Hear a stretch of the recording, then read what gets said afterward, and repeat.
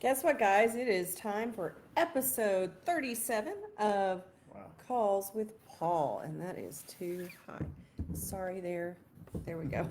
Sorry, y'all. I think that's pretty good. All right, so it's episode 37, and yesterday we got to be part of a cool thing that Compass Austin was doing where they had the Austin Homes Live Tour, and we did a little bit of a preview of how the Austin real estate market is doing. As well as talking about pricing strategies and whether this is a good time to get involved into the market or not. And today we thought we would do a little bit of a deeper dive into that. I guess we should start, though, as always, with introductions. I'm Yep. Marquette Redham, I'm Paul Redham. and we're the Homesville Realty Group at Compass. And so, as we expected, we talked about the March stats came out from the Austin Board of Realtors, and they had this really rosy picture. Of agents were going online and talking about how fantastic the market was, and we were like, hold on, those March stats reflect usually contracts and things that went under closing in February before COVID. And so you were very I thought practical about saying you didn't think that was really truly what the Austin market was going to look like after COVID. It just wasn't the whole story. Yeah. We saw a decline in transaction volume. We saw prices, like fascinatingly enough, prices have continued to go up. So when people quote stats or what's going on, a lot of times agents just feel like they're busy, and that's a hot market for them. But the numbers tell the whole story. It is pretty hot right now, but the market got smaller. Let's talk about what April showed. We've got a couple of different numbers. One, ABOR just released, ABOR is shorthand for the Austin Board of Realtors. They just released their April stats, but we had been looking at the statistics from the, you're going to do the FBI negotiation thing where you Yeah, don't I know couldn't- which side of your head is what. When you do this, guys, the screen's flipped, and Marquette cut my hair, and I was just noticing how nice it is. I Thank you. half cut your hair. I haven't finished. And anyway, what we saw from the independent title stats was basically that real estate was down across the board, which you would expect. That you saw single family home sales drop 23.8% in April, and this is April 2020 compared to April of 2019, so year over year. You also saw the number of properties go down by 25.7.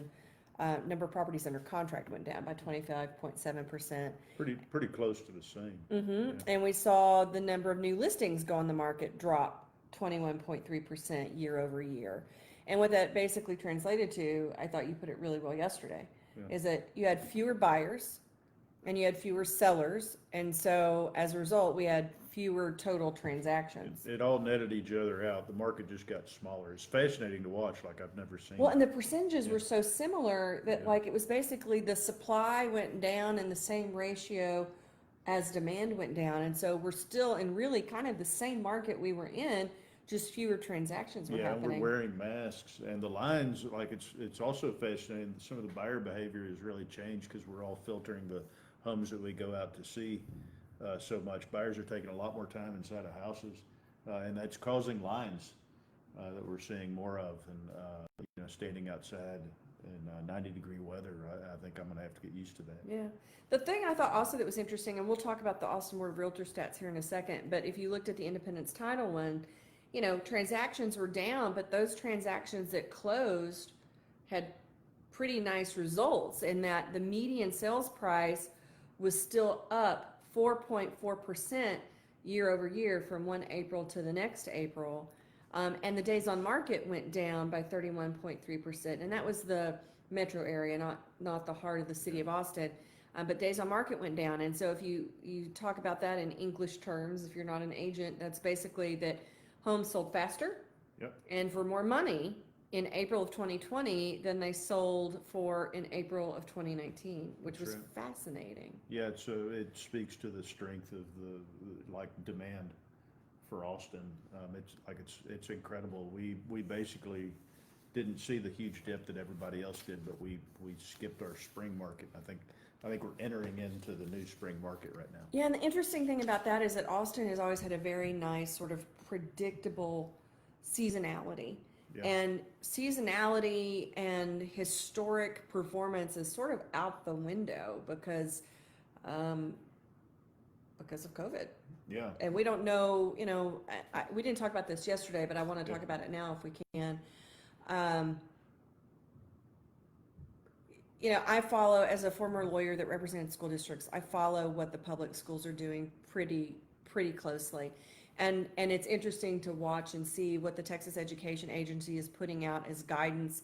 A couple of weeks ago, they released several intersessional calendar examples. And what they do is they offer examples, and then your school districts, there's over 1,000 school districts in Texas, they all have local control to decide what it is that they're actually going to adopt and implement. And the calendars were everything from an early start to a late start, and going longer to actually year-round school, with longer breaks and more frequent breaks in between during the year.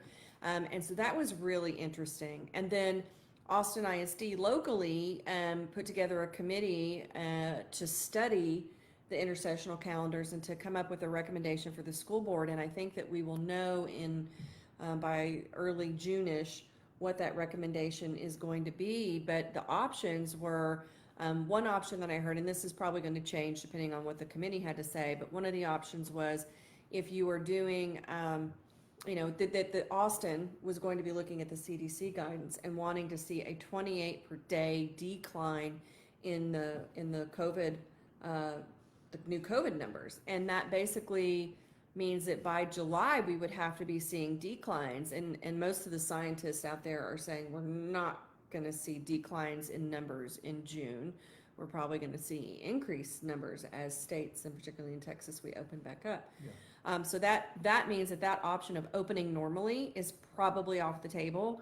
And so the other options that Austin ISD was looking at were again, an early start of like August 2nd or a late start of September 22nd. The longest summer ever that started in March. And then all this to say, like, the predictability of the Yeah. market is gonna shift, because like I have this theory that homes sell better when kids are in school or in daycare. Like when we see those shutdowns for Christmas and stuff, the velocity slows anyway. So it's gonna be interesting to see how. Can I go on season- my rant just a little No, bit longer? please do. I think it's educational. Yeah, the other option that Austin was looking at was also an option where the kids would go back, only 25% of the student population would return at a time. So you would have 25% of the fourth graders in class on Monday, 25% on Tuesday, and so on. And as working parents, that one scares me a lot because I'm ready to go back to work. You didn't sign up to be a teacher. I didn't sign up to be a teacher, and bless them, because it is so hard, and I'm impressed at the things that they're able to accomplish and how they put up with our children.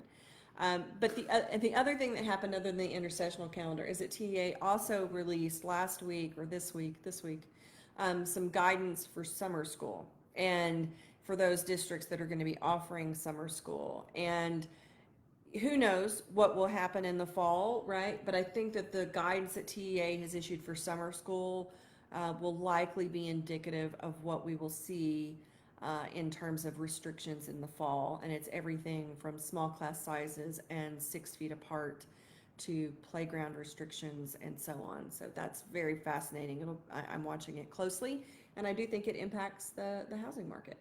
Oh, it definitely does. Like the predictability, and it also impacts, I think, people earning money. Yeah. There's less productivity when you're juggling multiple hats, like parenting and Right. like when you don't have schools open.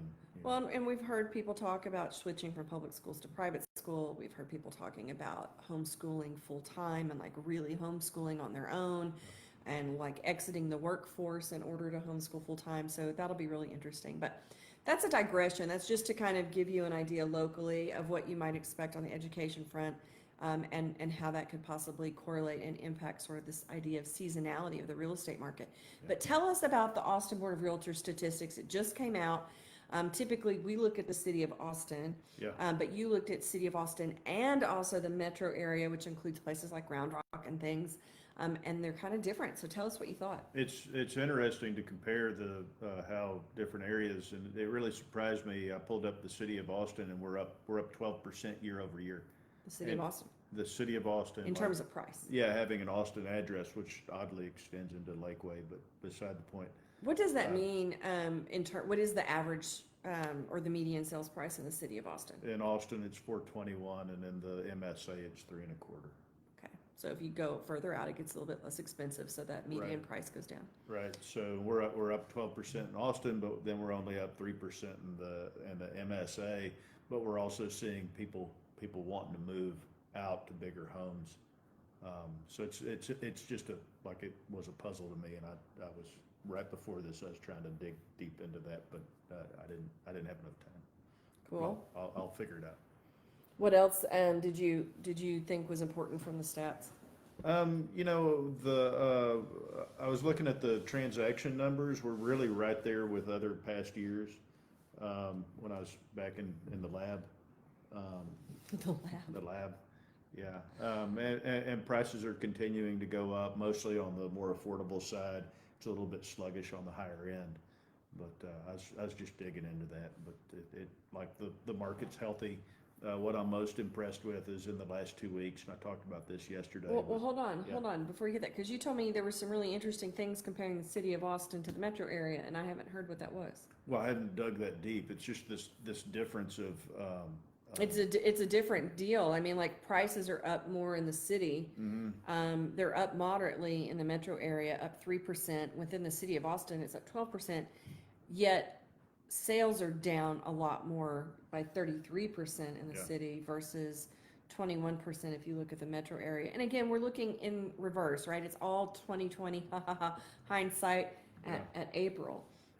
So it's interesting. If anybody wants these, we Yeah, will that's be right. sharing That these is- later. That is April. Maybe that has something, you know, Yeah. I'll have to, and look, the number differences, you know, you got 759 in the city of Austin Right. closing, and here you got, you know, 2611, so there's a lot more. We've also got, fewer months of inventory within the city as well. Yeah, Well, the thing that I thought that also was that we saw after that you don't get these results until the month has closed, and about 2 weeks after, kind of 2 weeks after that month it's is over. rear view mirror. Rear view. kind of But action. what you track also is you're looking at stats on a weekly basis. Yeah, And so, when we were looking at Austin nationally, and then also, our consultant friend Mike Delpretti was Yeah. sharing the stats with you about Austin, we were pretty close to catching up to the 2019 activity levels, but you think we have?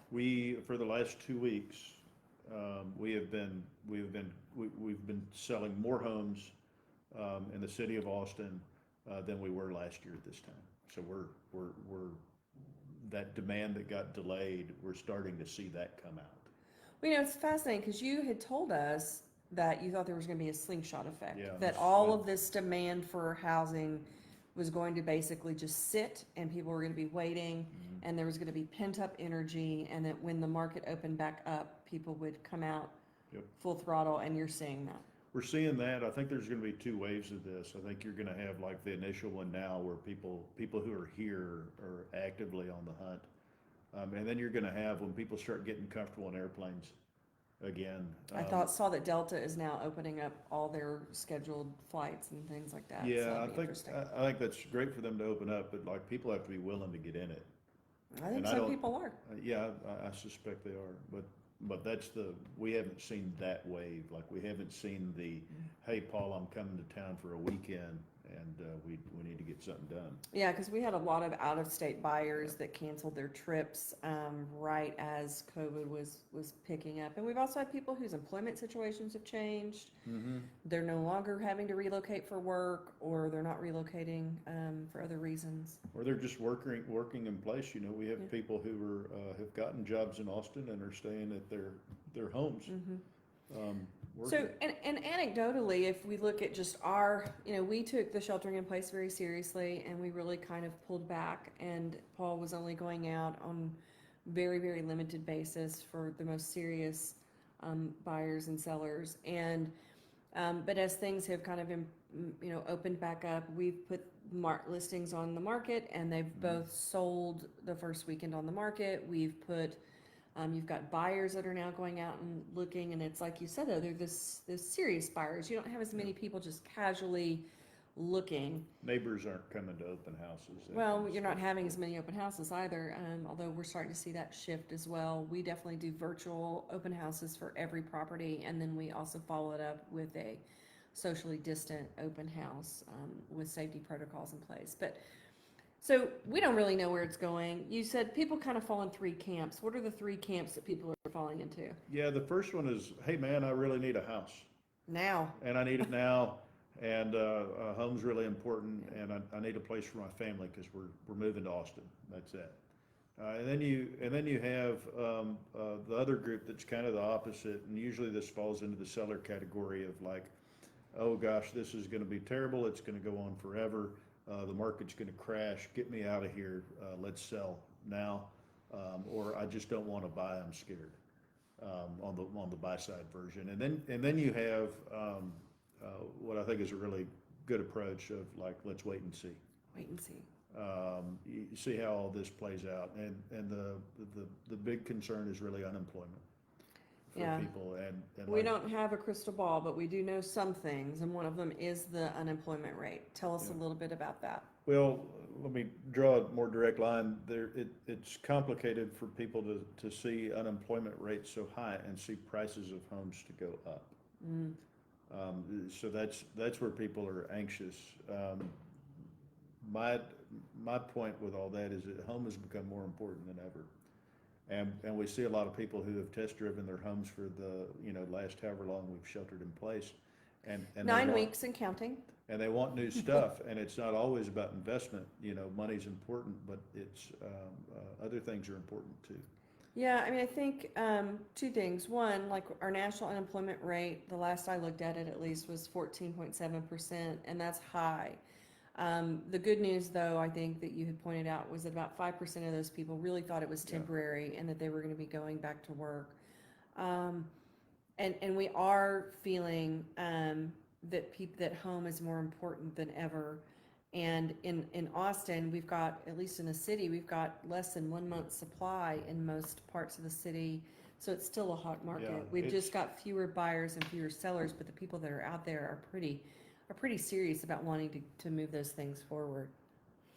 And then buyer preferences are shifting. What Yeah. are you seeing in buyer preferences? We're seeing, people wanting more space, essentially.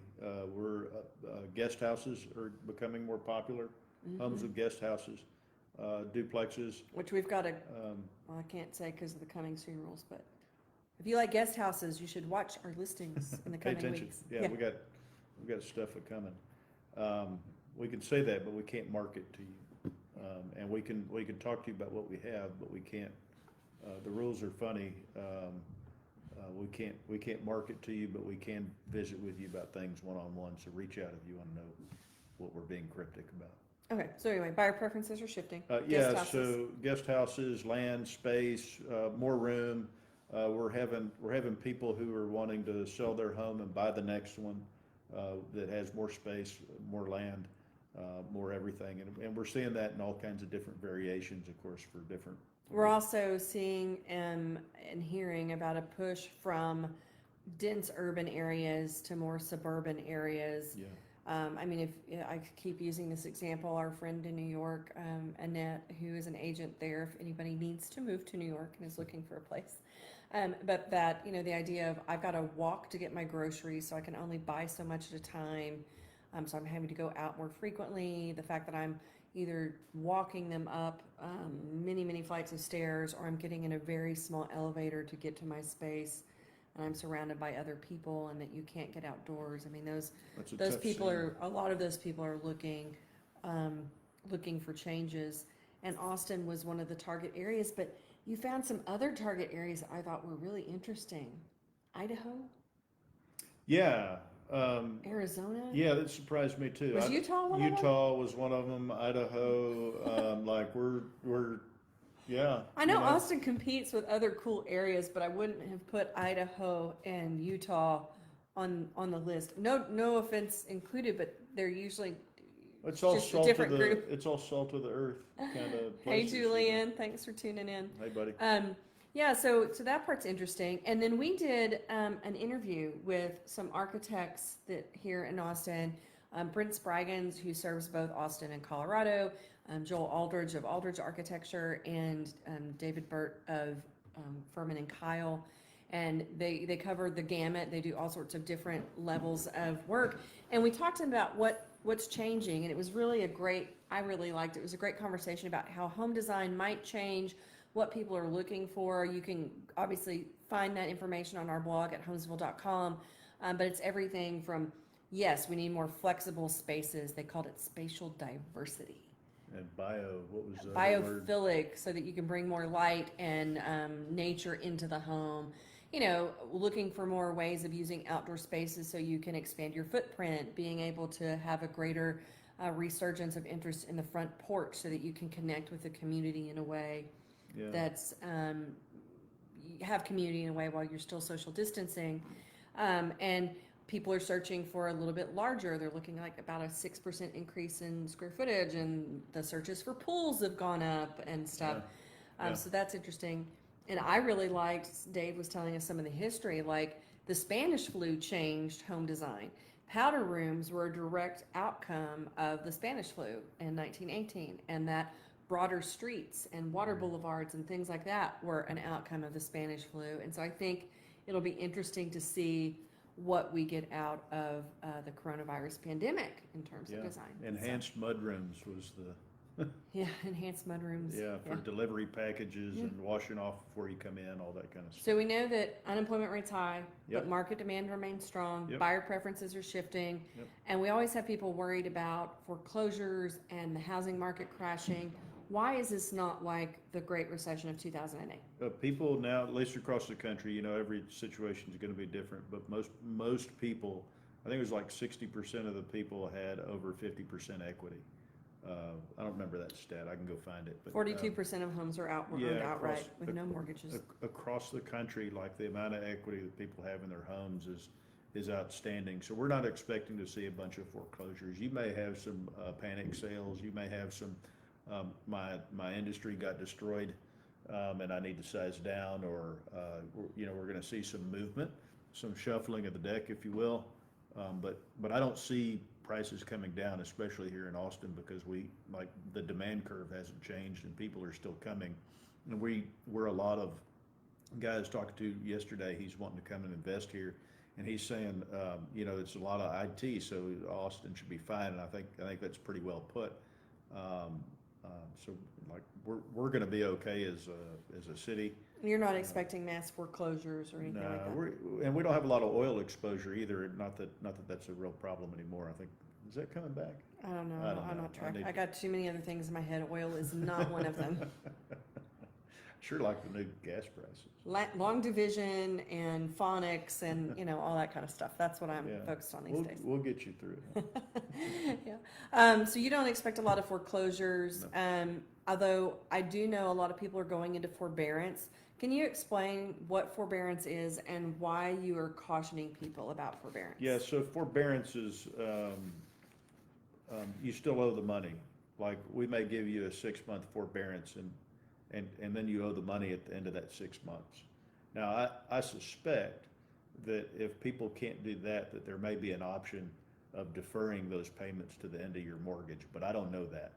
And I don't think you're going to get that in writing from a bank, but that may be how they filter out people who really need deferment and who don't. Well, we've heard stories about people coming out of forbearance and all of a sudden the bank's like, all right, pay us the part you didn't pay. And you're like, whoa, I wasn't quite ready. I wasn't ready to pay that. Okay, well then you can pay us a portion. Well, I'm not ready to pay that either. You know, in addition to paying my normal mortgage, I'm having to make these catch-up payments.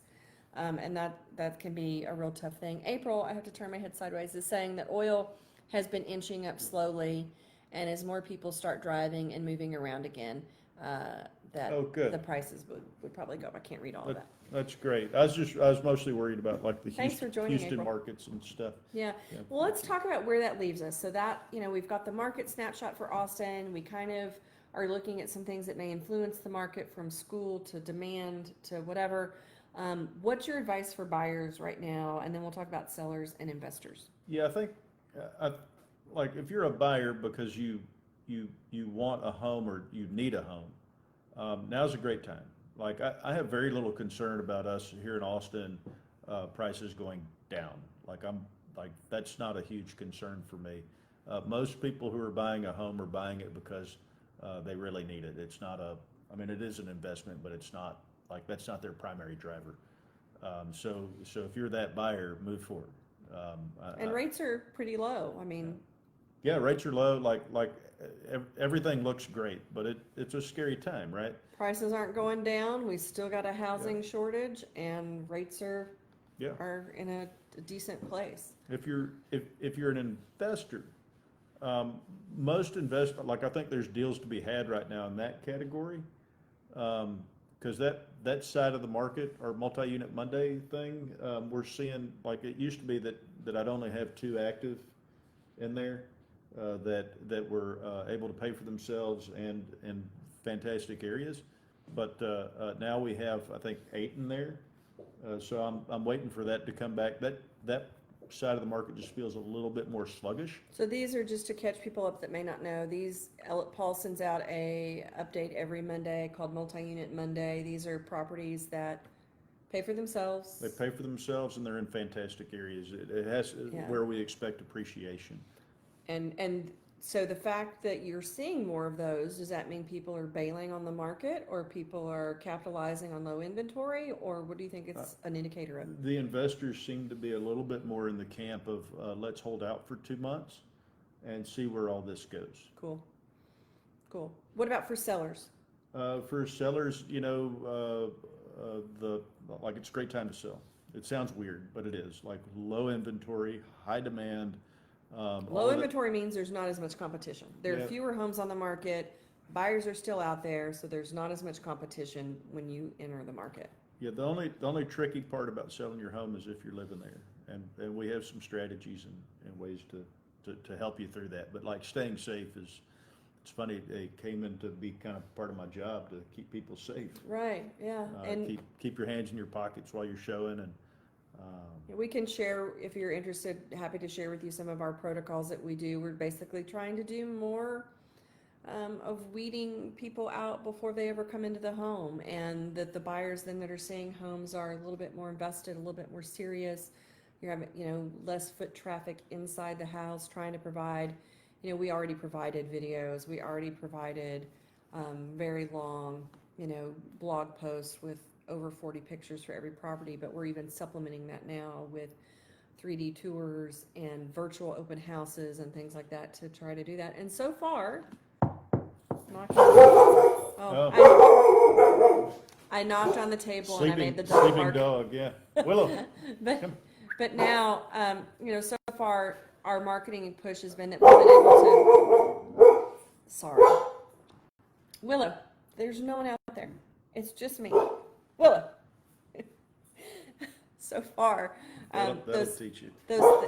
those things have really paid off for our sellers, and things have gone pending right away. So you can kind of pull back and then start to limit that exposure. And the other thing I would say for sellers, Paul, is that people are frustrated by the lack of choices, and so if you've got a good property and you help people gauge whether you think it's going to move or not. And we are excited. We've got several things that are coming on the market in the next couple of weeks.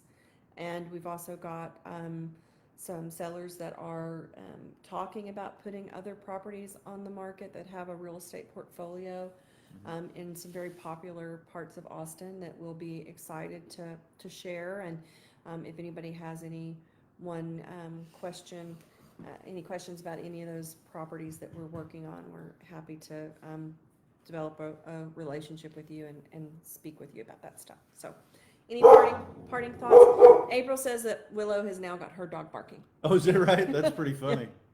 Okay, any final thoughts, honey? Virtual dog play date. Mm-hmm. Yeah. No. You guys y'all stay healthy. If there's anything we can do for you, even if it's just a visit over the phone or Zoom or whatever, to have a candid conversation about the market, I'm always here for you and eager to help.